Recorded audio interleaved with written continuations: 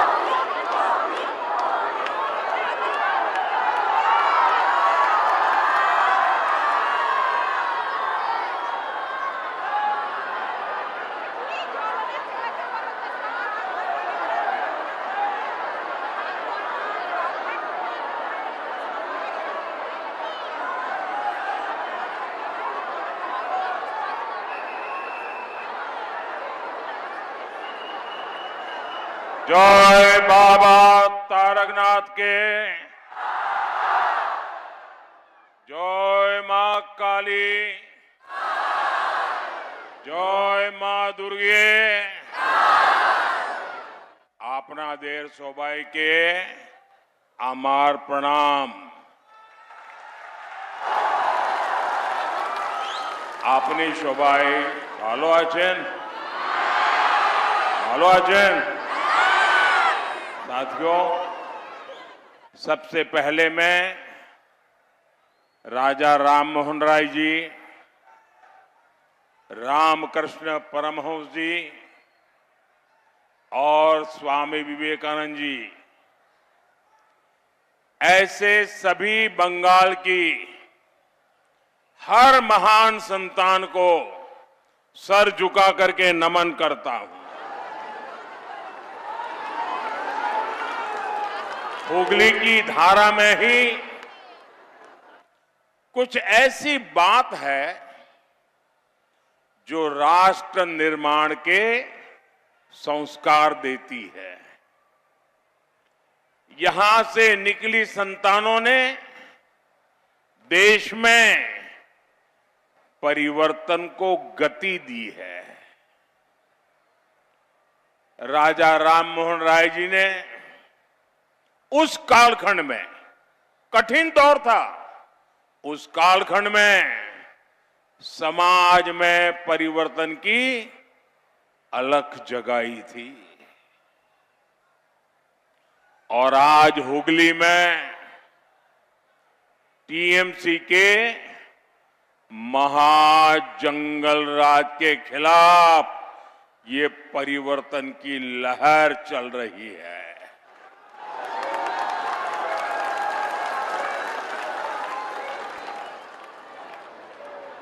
वहां हेलीकॉप्टर जहां उतरा, वो हेलीपैड के चारों तरफ हजारों लोग खड़े हैं। यहां मैं देख रहा हूं, उधर जो बड़ा सा रोड है, क्या है पता नहीं चल रहा है, उस पर लोग खड़े हैं, वो मुझे देख भी नहीं पाते होंगे। ये इतना बड़ा जनसमूह, ये आपका प्यार, ये आपका आशीर्वाद मैं कभी भूल नहीं सकता हूं। भाई बहनों, मैं कभी भूल नहीं सकता। आप रह गए थे भाई, अब मुझे क्यों परेशान कर रहे हो? दे दो भाई, कोई ले लो, फोटोग्राफर इनसे ले लीजिए। चलिए, आपके प्यार के लिए धन्यवाद भैया।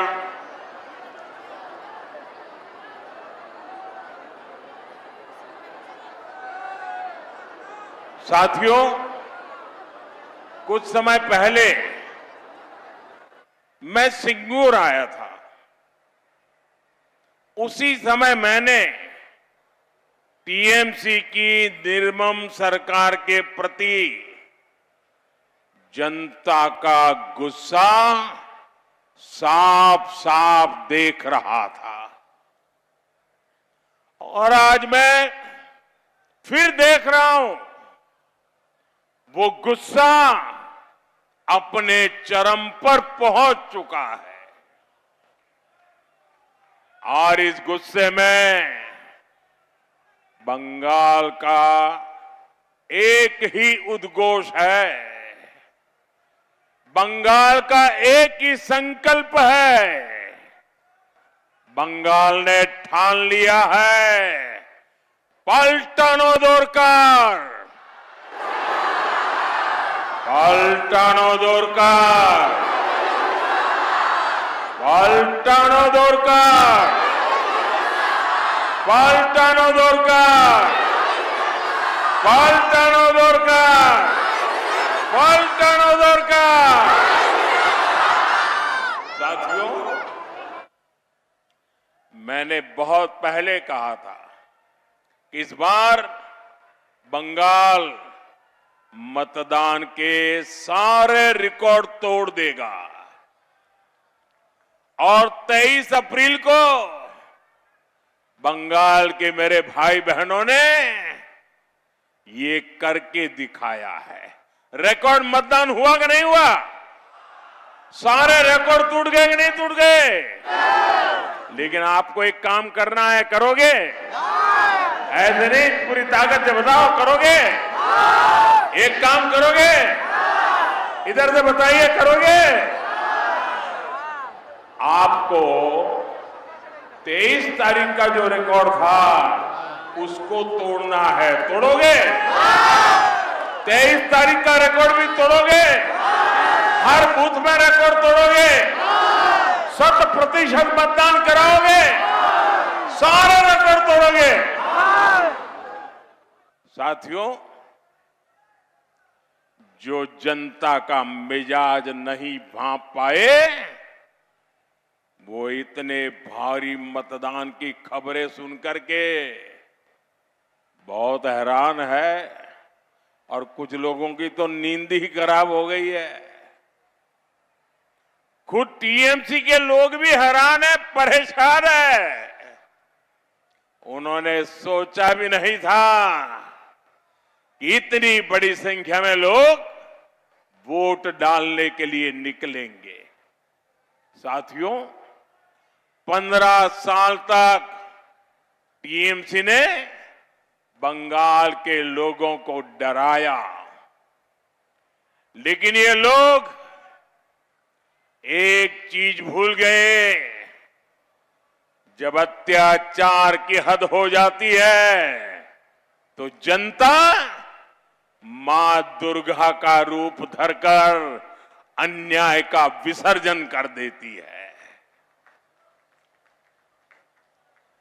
आज बंगाल के हर बूथ पर उमड़ता जन सैलाब कह रहा है, भय आउट, भय, भय, भय, भरोसा, भरोसा, भरोसा, बीजेपी को वोट दें, बीजेपी को, बीजेपी को। साथियों, 15 साल पहले आपने बहुत भरोसा करके यहां टीएमसी की सरकार बनाई थी। आप वहीं रुकिए, आप वहीं रुकिए बहन, आप वहां रुकिए। नहीं नहीं, ऐसा नहीं करते। आपके आशीर्वाद के लिए मैं आपका बहुत आभारी हूं। आप वहीं रुकिए। साथियों, देखते ही देखते वो निर्मम सरकार में बदल गई। टीएमसी की निर्मम सरकार नबन्ना सचिवालय से नहीं चलती है। इस सरकार को या तो गुंडे और मस्तान चलाते हैं या फिर हाई कोर्ट और सुप्रीम कोर्ट के आदेश के बाद सरकार हरकत में आती है। 21वीं सदी का बंगाल विकास के मामले में ऐसी निष्क्रिय सरकार जनता के हितों को कुचलने वाली ऐसी निर्मम सरकार डिजर्व नहीं करता। बंगाल को ऐसी सरकार चाहिए जो उसके सामर्थ्य के साथ न्याय कर सके, जो बंगाल के लोगों के सपने पूरे कर सके। और ये काम बीजेपी की सरकार ही कर सकती है। साथियों, टीएमसी सरकार ने यहां अपने कुकर्मों से बंगाल की जनता का भरोसा खो दिया है। इसलिए लोग आए दिन कोर्ट कचहरी जाने के लिए मजबूर है। मेरे पास इसके एक नहीं अनेक उदाहरण है। आप शिक्षक भर्ती घोटाले का मामला लीजिए। टीएमसी के मंत्रियों ने भर्ती लूट ली, हजारों युवाओं को बर्बाद कर दिया। संवेदनशील सरकार होती तो ईमानदारी से जांच करती, लेकिन कोर्ट को इसमें जांच के आदेश देने पड़े। यानी टीएमसी की सरकार, उसकी विश्वसनीयता शून्य है, शून्य। साथियों, एक और उदाहरण 2023 के पंचायत चुनाव का है। हर राज्य में पंचायत चुनाव राज्य सरकारें कराती है। सुरक्षा का जिम्मा उन्हीं का होता है, लेकिन कोर्ट को लगा कि टीएमसी सरकार सुरक्षा नहीं दे सकती, इसलिए कोर्ट ने पंचायत चुनाव के लिए भी केंद्रीय बलों को लगाने का आदेश दिया। यानी टीएमसी की क्रेडिबिलिटी जीरो है। साथियों, एक और उदाहरण संदेश खाली की जांच का है। इसमें भी कोर्ट ने टीएमसी सरकार पर सवाल उठाए। आरजीकर अस्पताल के डॉक्टर बेटी, इसके साथ रेप हुआ, मर्डर किया गया। किसी को भी टीएमसी सरकार की जांच पर भरोसा नहीं था। लोग कोर्ट गए और कोर्ट ने सीबीआई जांच का आदेश दिया। वीरभूम में लोगों को जिंदा जलाने का मामला हो, 2021 विधानसभा चुनाव के बाद हुई हिंसा की जांच हो, ऐसे कई सारे केस में आप सबके सामने रख सकता हूं, जहां कोर्ट ने टीएमसी सरकार की मंशा को एक्सपोज किया है। साथियों, हद तो यह है कि ये निर्मम सरकार केंद्रीय जांच एजेंसियों के काम में भी रुकावट डालती है। अभी सुप्रीम कोर्ट ने कोयला घोटाले को लेकर टीएमसी को एक जोरदार तमाचा मारा है। आपने देखा, टीएमसी सरकार जांच में रुकावट डाल रही थी, सबूतों को मिटाने का प्रयास किए गए। सुप्रीम कोर्ट ने इसको बहुत ही गंभीर मामला बताया। कोर्ट ने ऐसी हरकतों को लोकतंत्र के लिए खतरा तक माना। साथियों, ये दिखाता है कि टीएमसी ने मां, माटी और मानोस हर किसी को धोखा दिया है। इसलिए टीएमसी के नेताओं के मुंह से अब मां, माटी और मानोस ये शब्द भी नहीं निकलते, क्योंकि इन्होंने मां को रुलाया है।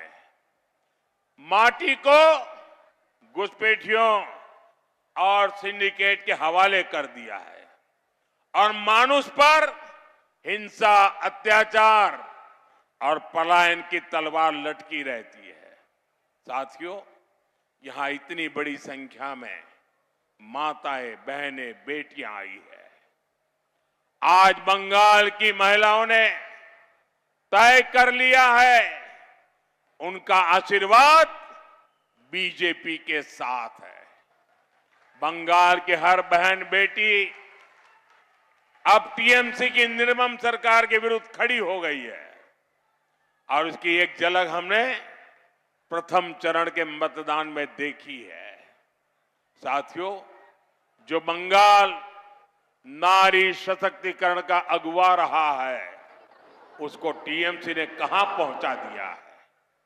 यहां आए दिन रेप, गैंग और मर्डर की खबरें आती है। 15 साल के महाजंगल राज में रेप और मर्डर की कितनी ही बड़ी घटनाएं हुई हैं। आरजीकर मेडिकल कॉलेज, रेप और murder, Kasba law college, rape, Park Street, gang rape, Hanskhali, rape और murder, Kamduni gang rape, Durgapur medical college rape case, ऐसी अनेक घटनाएं हैं जिनमें या तो स्कूल कॉलेज में अपराध हुए हैं या फिर ड्यूटी के समय बेटियों को प्रताड़ित किया गया है। और ज्यादातर मामलों में टीएमसी के नेता शामिल है। यहां टीएमसी के पाले पोसे गुंडे बेखौफ घूमते हैं। और टीएमसी सरकार क्या करती है? ये निर्मम सरकार गुंडों को बचाती है और उल्टा बेटियों पर दोष बढ़ती है। साथियों, हुगली में भी ऐसी अनेक घटनाएं सामने आई है। एक फैक्ट्री में एक नाबालिग बेटी के साथ गैंगरेप किया गया। इसमें आरोपी टीएमसी का एक नेता है। इससे पहले 5 साल की मासूम का रेप के बाद मर्डर किया गया था। ये दिखाता है कि टीएमसी बेटियों को सुरक्षा नहीं दे सकती। इसलिए टीएमसी सरकार को बदलना जरूरी है।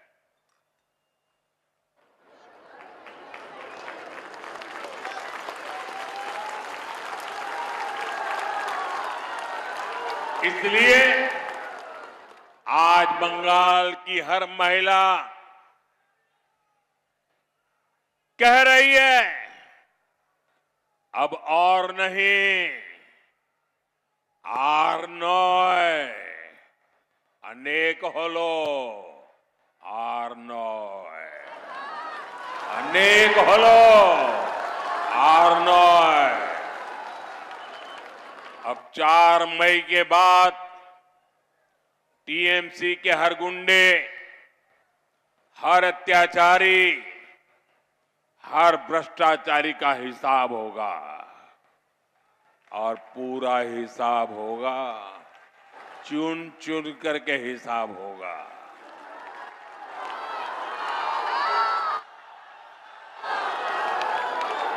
साथियों, नारी का सशक्तिकरण हमारी सरकार की प्राथमिकता है।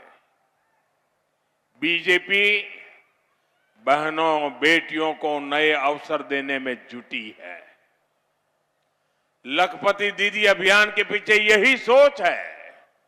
इसके तहत बंगाल की 75 लाख बहनों को यहां बनने वाली बीजेपी सरकार मदद देगी ताकि वो लखपति दीदी बने, ताकि वे हर साल 1 लाख रुपए से अधिक कमा सके। बंगाल की बेटियां अपने मन का रोजगार करें, इसके लिए उन्हें 20 लाख रुपए तक का मुद्रा लोन मिलेगा। और बैंक में जब जाते हैं ना, तो बैंक गारंटी मांगता है। अब मेरी इन माताओं बहनों के पास बैंक को देने के लिए गारंटी कहां से होगी? और इसलिए आपके इस भाई ने तय किया है, अब मेरी बहनों का बैंक गारंटी ये आपका भाई मोदी देगा, मोदी।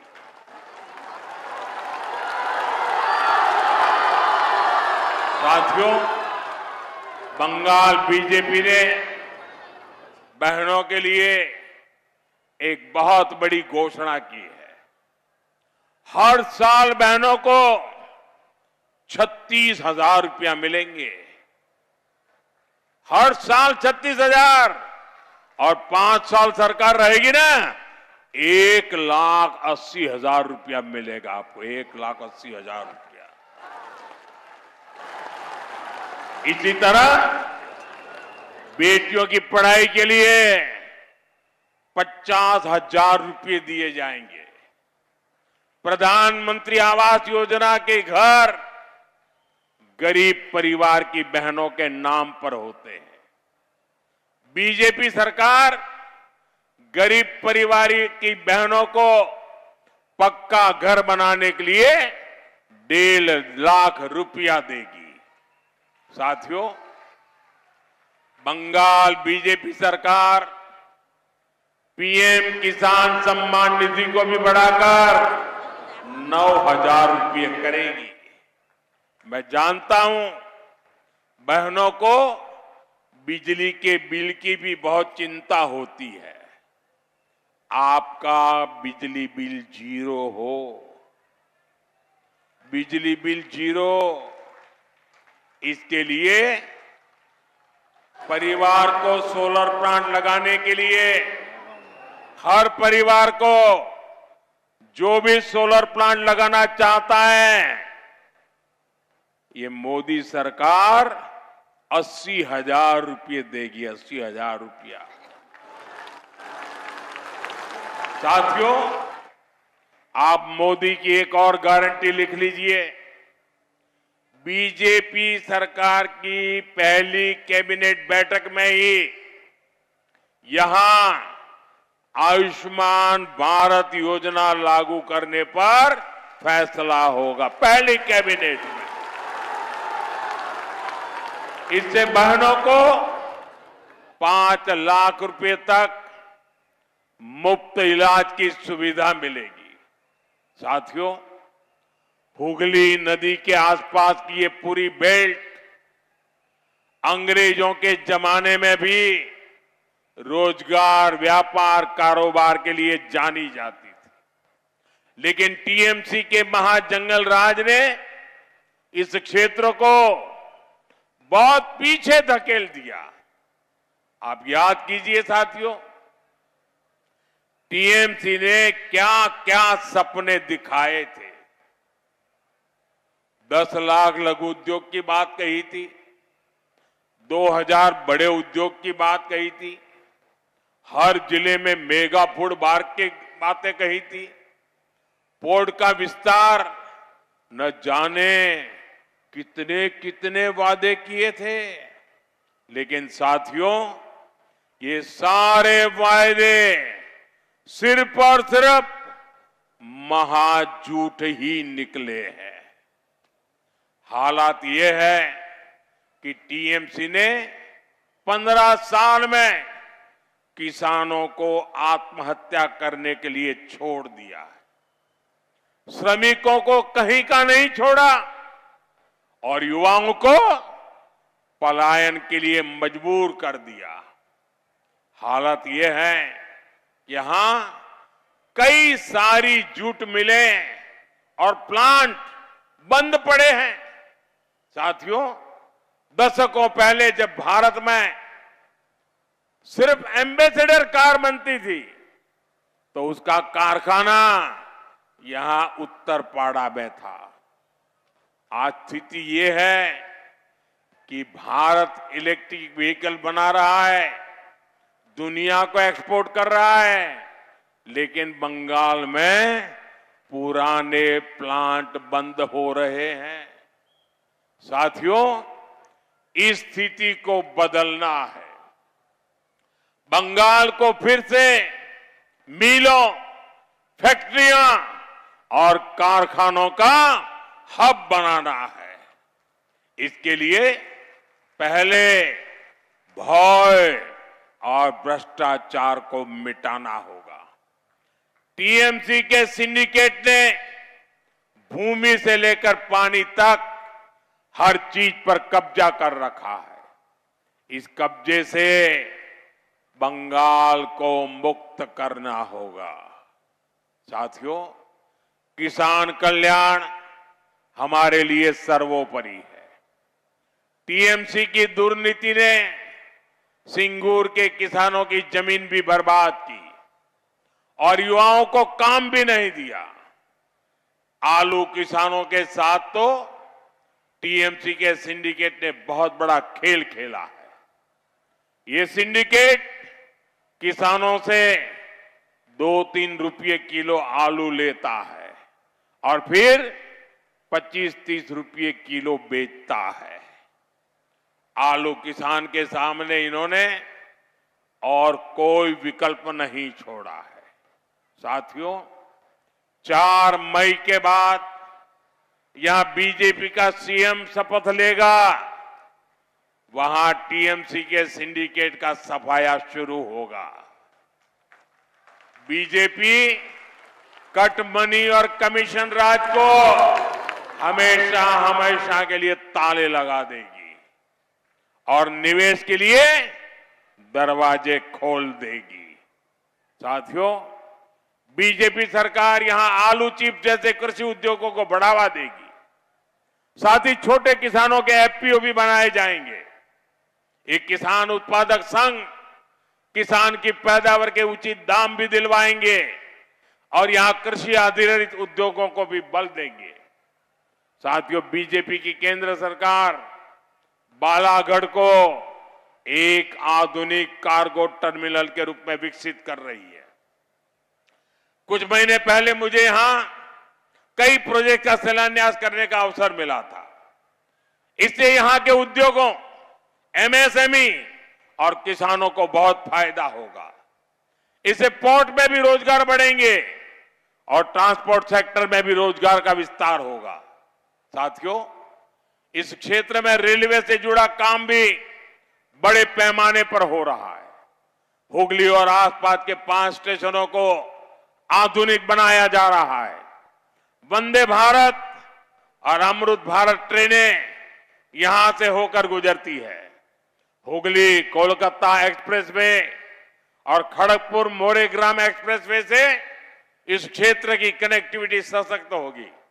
साथियों, आप यहां बीजेपी का सीएम बनाइए, फिर पीएम और सीएम मिलकर हुगली को इंडस्ट्रियल हब के रूप में विकसित करेंगे।